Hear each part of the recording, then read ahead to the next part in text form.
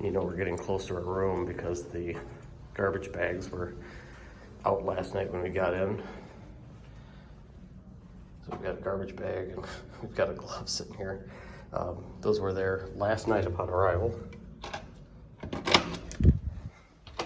And they're still sitting there.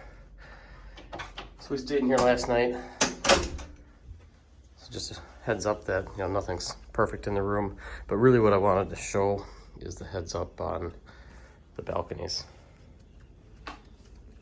So the balconies are actually under construction on our side, and then surprise, there might be people outside your window doing the work.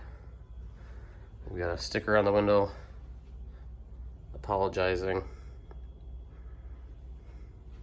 Across the way, the balconies are still there, but on our side, they're all gone.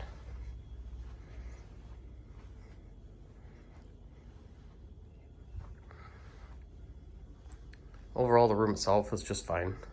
You've got some pretty standard beds. Got the TV. Do have a mini fridge.